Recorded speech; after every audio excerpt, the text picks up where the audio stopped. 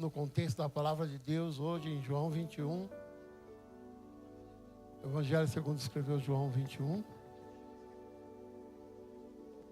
Esse é o momento em que Jesus já havia morrido, já havia ressuscitado.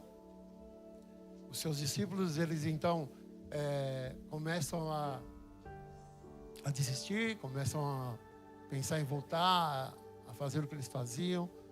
E de repente começaram a não crer mais que era possível seguir. Mas olha o que vai acontecer aqui. Depois disso, Jesus apareceu novamente. Aqui ele já havia aparecendo num corpo ressurreto aos seus discípulos à margem do mar de Tiberíades. E foi assim. Estavam juntos os irmãos Simão Pedro, Tomé, chamado Dídimo, Natanael, de Caná da Galileia, e os filhos de Zebedeu e 2 outros discípulos. Vou pescar, e disse-lhe Simão Pedro. Vou pescar, disse-lhe Simão Pedro. Nós também vamos com você, disseram. E eles foram e entraram num barco, mas naquela noite nada pegaram. Ao amanhecer, Jesus estava na praia, mas os discípulos não o reconheceram.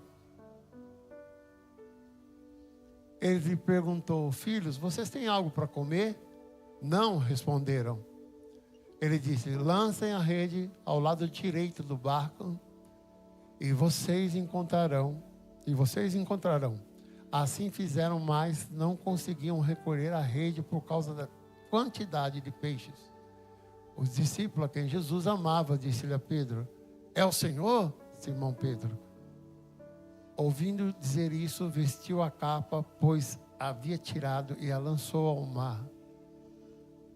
Os outros discípulos vieram no barco, arrastando a rede cheia de peixe, pois estavam apenas a cerca de 200 côvados da praia, 90 metros aproximadamente. Quando eles desembarcaram, viram ali uma fogueira, e peixe sobre as brasas e um pouco de pão. Jesus lhe disse: tragam algum dos peixes que acabaram de pescar. Simão Pedro entrou no barco, arrastou a rede para a praia. Ela estava cheia, tinha 153 grandes peixes. Embora houvesse tantos peixes, a rede não se rompeu. Jesus lhe disse: venham comer. Nenhum dos discípulos tinha coragem de lhe perguntar: quem és tu? Pois sabiam que era o Senhor. Jesus aproximou, tomou o pão e deu a eles, fazendo o mesmo com o peixe. E essa foi a terceira vez que Jesus apareceu aos seus discípulos, depois de ter ressuscitado dentre os mortos. Depois de comerem, Jesus perguntou a Simão Pedro: Simão, filho de João, você me ama mais que todos esses? Ele lhe disse: sim, Senhor, tu sabes que eu te amo. Jesus disse: cuida dos meus cordeiros. Novamente Jesus disse a Simão, filho de João: você me ama? Ele respondeu: sim, Senhor, tu sabes que eu te amo. Jesus disse: pastorei as minhas ovelhas. Pela terceira vez ele lhe disse: Simão, filho de João, você me ama? Pedro ficou triste, porque Jesus lhe perguntou pela terceira vez: você me ama? E ele disse: Senhor, tu sabes todas as coisas e sabes que eu te amo.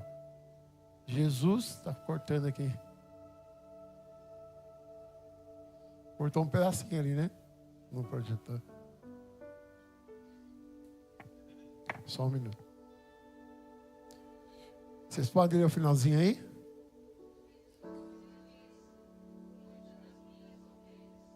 Amém? Estenda a tua mão para cá, vamos orar. Pai, nós te agradecemos por tua palavra. E eu sei que de mim mesmo não tenho nada a entregar aqui.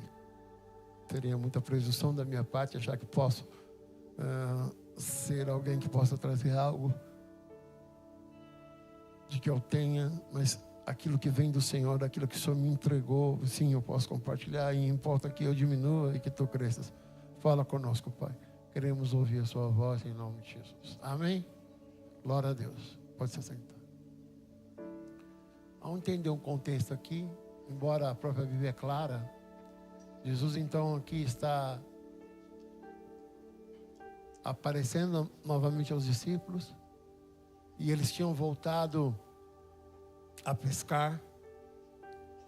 é necessário você entender que quando Jesus encontra a primeira vez com eles, na primeira grande milagre, na primeira grande pesca, Jesus falou: a partir de hoje, vocês não vão ser mais pescadores, mas vão ser pescadores de vidas, de homens.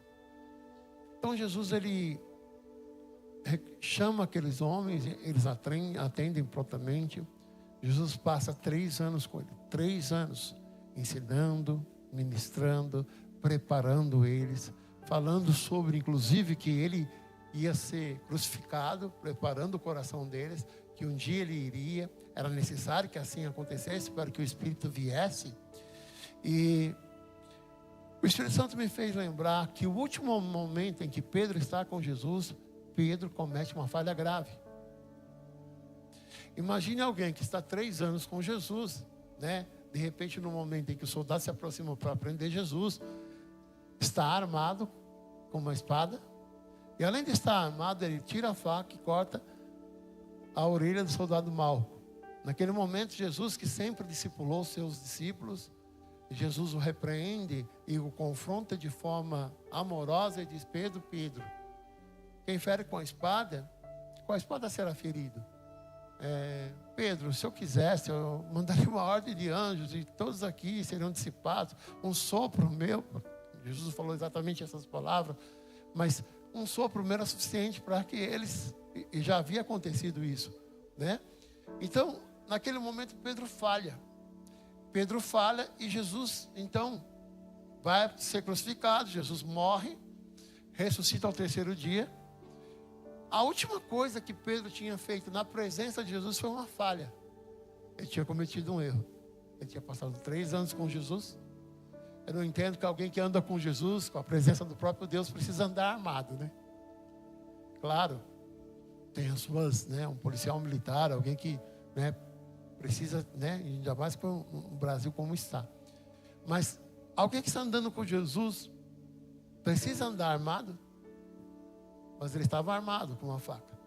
E não só isso, aquele instrumento que ele estava, aquela arma que ela estava, arma branca, possibilitou a Pedro não ter o controle, o domínio próprio e cortar, né, a orelha do soldado. Jesus então cura, estabelece a cura no soldado, porque senão Pedro também seria preso.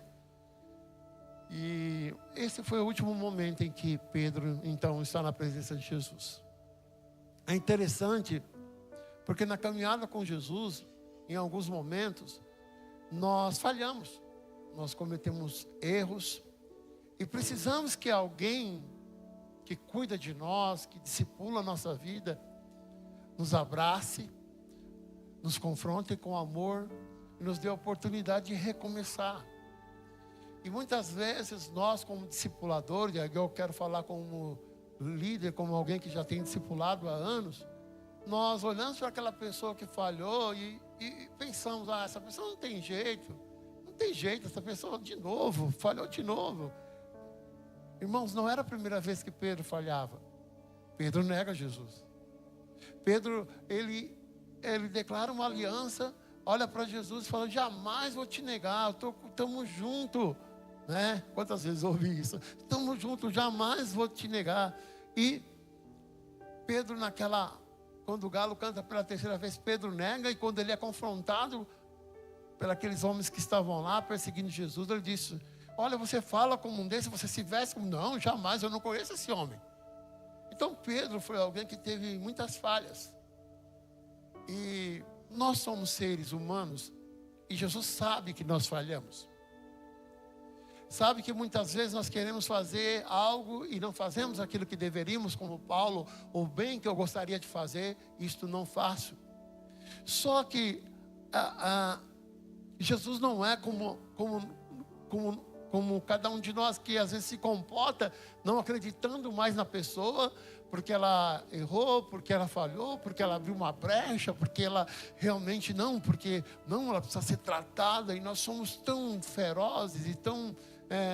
muitas vezes duros com as pessoas, mas tão reticentes quando nós falhamos. E Jesus foi atrás daquele homem, daqueles discípulos. Pedro então volta a pescar, meio que desistido da chamada dele. Quantas vezes, amado, as lutas, as nossas falhas, a nossa autocrítica, nos permite dizer a nós mesmos, fala assim, olha, você não tem dignidade para continuar. É melhor você desistir, você está cheio de pecado, você não é digno. Então desista, pare, não continue. Olha como você está fazendo. Você não é organizado, você é isso, você é aquilo, você faz coisas que não deveria, você não melhora, você não faz isso. Então a gente pensa em desistir. E eu creio que no coração do Pedro, Bruna, naquele instante de voltar a pescar, falou, olha, eu perdi a esperança. Jesus morreu, minha referência, aquele que me discipulava, aquele que cuidava de mim, não está mais conosco. E Pedro perde a esperança do chamado e volta a pescar. Quando ele volta a pescar, Jesus percebe que ele estava desistido. E Jesus vai até ele. As pessoas desistem de nós. Às vezes o nosso cônjuge desiste de nós. Um pai pode desistir de um filho. Mas Jesus jamais vai desistir de nós. Então, ele vai até Pedro. E eu fico perguntando, por que ele não falou com os outros? Por que ele não chamou? Primeiro, porque Pedro era um líder. Mas segundo, porque Pedro talvez fosse ali a pessoa que mais falhava. Jesus poderia ir no cara mais correto lá. Talvez um cara que tivesse uma vida exemplar. Não sei, talvez João, talvez, né? Sei lá, um dos discípulos que ele fosse uma referência. Mas Jesus foi no homem mais falho. E Jesus, então, confronta Pedro. E é interessante esse confronto, porque esse confronto é feito para que Pedro voltasse a seguir o chamado e voltasse a discipular. E, sobretudo, não desistisse das pessoas. É um grande ensinamento que o legado de Jesus constrói no coração e no caráter de Pedro. É um ensinamento que jamais devemos desistir das pessoas, por mais falhas que sejam. Jamais devemos abrir mão das pessoas. Você que vai se tornar um pastor, você que vai ser um discipulador, você que vai ser um discípulo de Jesus. E eu não preciso ser um pastor, um líder para discipular pessoas. Eu só preciso tentar viver uma vida a qual Jesus me chamou para viver. E entender que o chamado é ir de fazer discípulos. Jesus não falou aí de ministrar o louvor e de... cuide da igreja, tudo isso é importante. Não, Jesus, ide e fazei discípulos. Esse foi o último comando. E não tem desculpa para nós. Está no imperativo, é um comando, é uma ordem. A gente precisa fazer discípulos. E eu não preciso ser alguém tão espiritual assim, tão bíblico assim. Porque às vezes eu falo, poxa, eu não conheço tanto da Bíblia. E você arruma desculpa para não fazer discípulo. É claro que a gente tem que mergulhar na palavra, é claro que a gente tem que orar, é claro que a gente tem que ter uma vida na presença de Deus. Isso vai te ajudar muito. Mas quando você não souber o suficiente, o desejo de investir nas pessoas e de derramar nas pessoas, não de você mesmo, mas de Jesus que está em você, então as coisas vão começar a mudar. O fato é que muitas vezes nós estamos tão preocupados naquela preocupação de que nós não vamos derramar de nós mesmos, que a gente esqueceu que a gente não derrama e não faz discípulo de nós. A gente derrama de Jesus que está em nós. A gente só pode derramar daquele que é imperfeito, daquele que não falha, daquele que... Então nós falhamos quando nós pensamos, olha, eu vou derramar na vida da pessoa. Eu creio na transferência, sou alguém que estudou sobre a transferência espiritual, talvez aqui, sinceramente, talvez mais que qualquer outra aqui. Não falo muito sobre o assunto, eu creio, né, na transferência espiritual, que é possível você orar e transferir, assim como Moisés fez, e a gente estudou muito sobre isso, e ora, e muitas vezes quando Deus me chama, eu oro e coloco a mão no ventre de das pessoas, quando eu quero transferir algo do meu chamado pelas vidas das pessoas, eu creio em tudo isso. Eu creio que a gente pode derramar de Deus daquilo que vem dele, porque eu não posso dar o que eu não tenho. Então Pedro negou. Pedro era alguém compulsivo. Pedro era alguém que tinha falhado pela última vez. Mas mesmo assim, Jesus foi lá resgatá-lo. Quem é esse Deus que jamais existe de nós? Quem é esse Deus? Porque falhamos, irmãos. Falhamos quando deixamos de amar o nosso próximo, falhamos quando mentimos, falhamos quando deixamos de compartilhar o nosso pão com alguém necessitado, falhamos em tantas coisas. E mesmo assim, Jesus continua acreditando e nos oportunizando a ser discípulos e a fazer discípulos. O que Jesus disse para ele? Você me ama? Pedro disse, tu sabes que eu te amo. Então, se você me ama, mais ou menos Jesus estava querendo dizer, sai do discurso e vem para a prática. Se você me ama realmente, você não devia ter voltado a pescar, você devia ter continuado a apacentar as minhas ovelhas, a cuidar das minhas ovelhas. O amor que nós estamos declarando a Deus, ele não é firmado, ancorado em uma canção. Nós declaramos que Jesus, que amamos Jesus, talvez seja a verdade mais verdadeira do seu coração, porque, desculpa a redundância, verdade verdadeira, mas talvez seja a verdade que você quer mais mostrar para Ele, mas eu sempre tenho dito em alguns anos que o amor é o que o amor faz. Então a nossa maior prova de amor a Jesus não é o que a gente canta. A maior prova que damos a Jesus é aquilo que a gente vive, sobretudo ancorado naquilo que Ele mesmo disse, fazei discípulos. Fazei discípulos. Nós precisamos olhar à nossa volta e entender que tem pessoas que estão a partir ou podem partir a qualquer momento sem o amor de Cristo. E nós precisamos falar desse amor, compartilhar desse amor, não importa se na padaria, se no hospital, se na faculdade, sem medo, sem vergonha. A gente precisa falar do amor de Cristo e tentar construir onde o nosso grau de relacionamento em tempo integral, no ministério onde a gente tiver, pessoas que conheçam a voz do Mestre, que conheçam a Jesus e que vivam para Ele. Então, amados, o que Deus quer dizer nessa manhã para nós?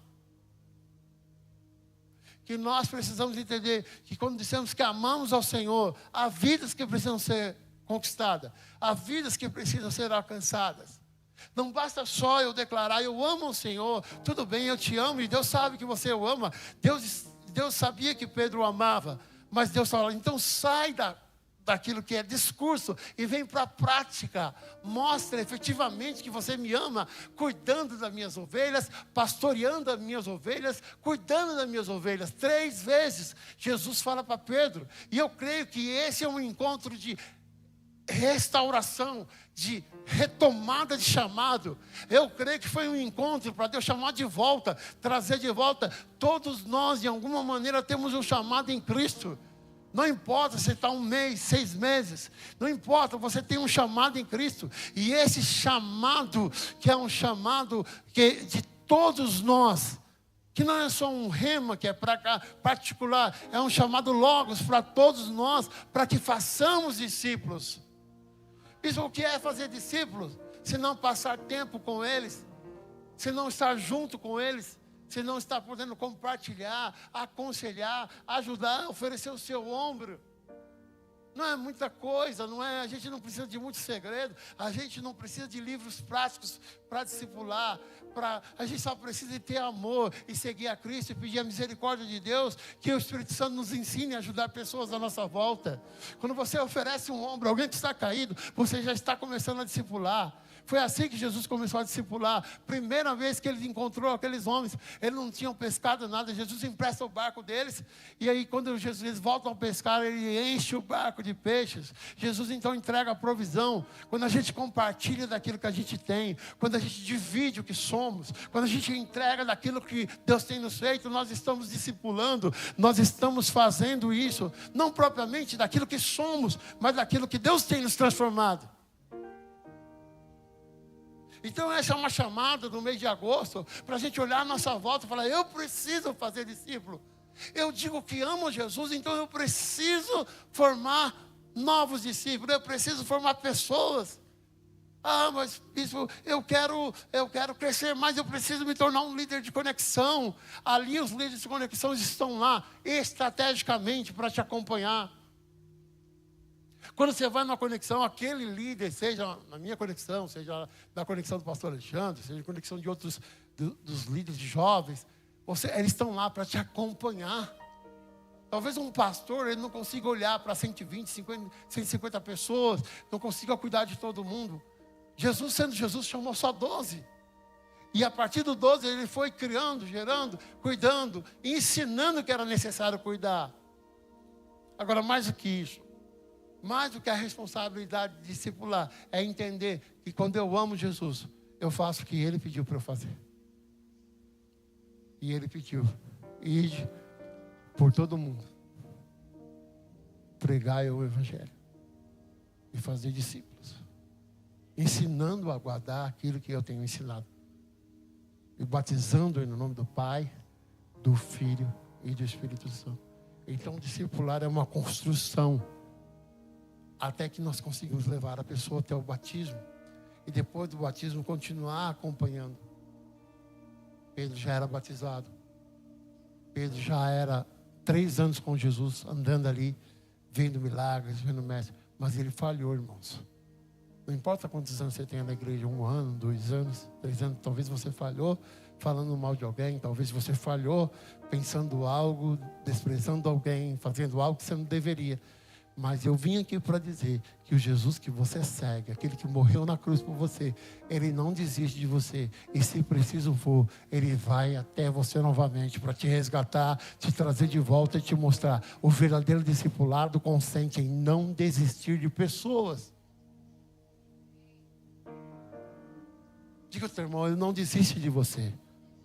Diga, assim como Ele foi buscar Pedro, se precisar, Ele vai te buscar aonde você estiver. Ele vai resgatar usando a vida, usando o pastor, usando um profeta, usando até um anjo. Mas Ele não vai deixar você fora do caminho. Eu creio que Jesus não desiste de nós. Ele está aqui, e Ele está aqui nessa manhã para te dizer, Ele não desiste de você. Ele não desistiu de Pedro. Talvez nós desistimos, ó. Pelo amor de Deus, o cara negou Jesus, agora pegou uma faca, cortou. Nós desistimos das pessoas. Quando a pessoa comete um ato falho, ela falha, ela peca, e esse pecado é trazido à luz, porque o diabo muitas vezes gosta de peneirar. É diferente quando uma pessoa procura o seu líder, um pastor, e confessa o pecado, porque ali o pastor trata, né? Ele cuida, ele vai tratando ali, sem expor na igreja, porque quem gosta de expor as vidas não é Jesus. Jesus não expõe ninguém. Jesus cura as pessoas. Jesus salva as pessoas. Jesus encobre e cura a nudez. Eu creio nisso. Quem gosta de expor as pessoas é o diabo. O diabo gosta de peneirar como ele quis peneirar Pedro, para mostrar as impurezas que Jesus falou. Eu roguei ao Pai para que isso não acontecesse. Acho que Pedro era alguém muito falho, pastor Gil. Porque no momento em que Satanás pediu para peneirar Pedro, Jesus falou, você não vai peneirar ele. Eu roguei ao Pai. Olha para o teu irmão e fala, Jesus continua orando, rogando ao Pai por você. Hoje é Ele que continua nos defendendo. O sangue da cruz fez isso. O sangue derramado na cruz fez isso. Ele pagou por nós, Ele nos ama e Ele jamais vai nos deixar. Então talvez você entrou hoje aqui ou passou essa semana, nos últimos dias, nos últimos meses, você pecou gravemente contra o Senhor. E você talvez seja indigno de passar por aquela porta, ou até mesmo se você passou, eu falo, eu jamais vou subir naquele altar, jamais porque eu sou falho. Bem-vindo ao lugar que é proibido de entrar das pessoas perfeitas.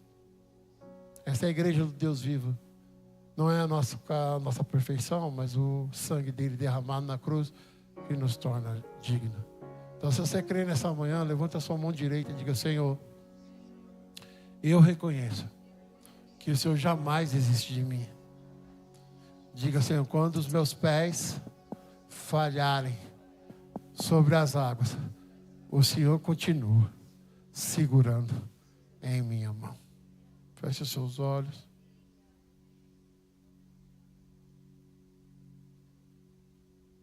Espírito Santo, eu sei que o Senhor está aqui. Vai começar de mim quantas vezes, Espírito Santo? nos sentimos tão falhos e indignos de estar na tua presença. Assim como o Senhor foi buscar Pedro, alguém que talvez dos discípulos na Bíblia fosse o mais complicado, fosse o mais difícil.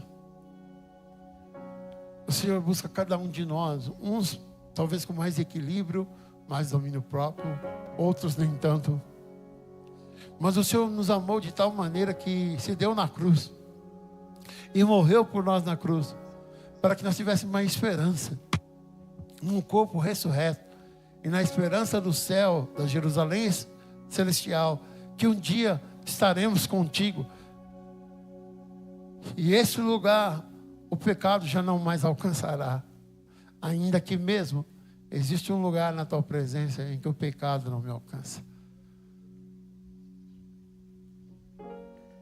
Pai, que eu preciso estar cada manhã me colocando diante do discipulado, buscando o discipulador, buscando uma pessoa que possa me acompanhar, um pastor, uma conexão, para eu estar, para ter alguém para me ajudar, para me aconselhar, para eu não andar sozinho.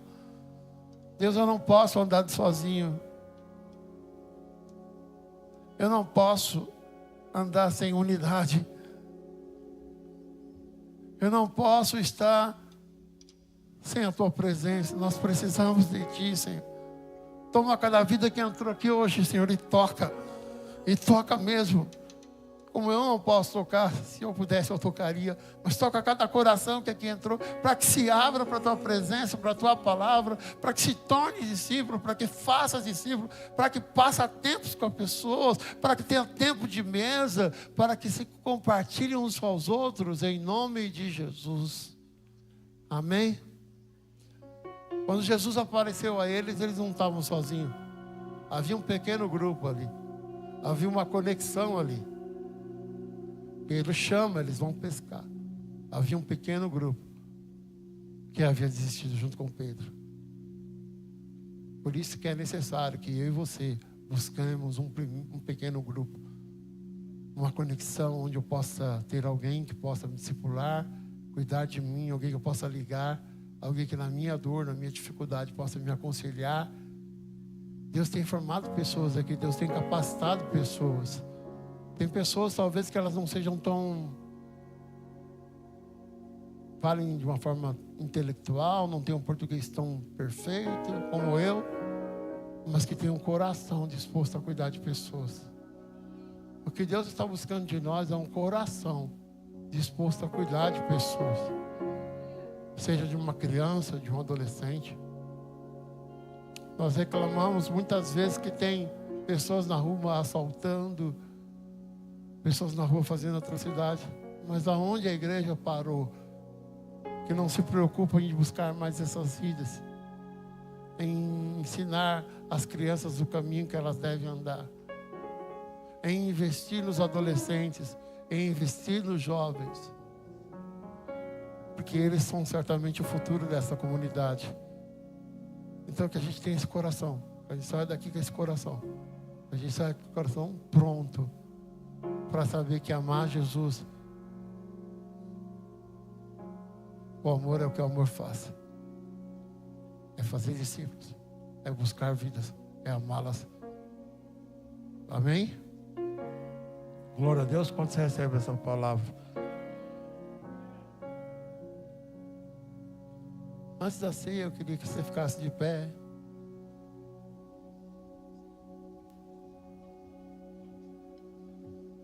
Eu sei que talvez eu vou pedir uma canção que vocês não tenham ensaiado, mas se for possível a gente cantar, que é uma canção que fala assim: eu não tenho nada além de ti.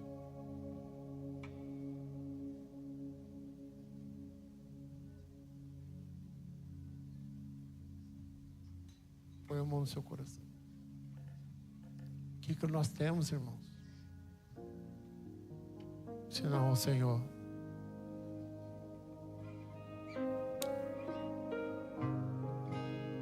É o Senhor que cuida de nós. É Ele que jamais desiste de nós. Não importa quão falho você decide. Não importa quanto tempo você está no pecado ou não. Não importa que as pessoas tenham te julgado, tenham dito para você. Importa que o seu coração ainda deseja Ele, ainda precisa dEle. Eu quero que essa canção entrasse dentro de você.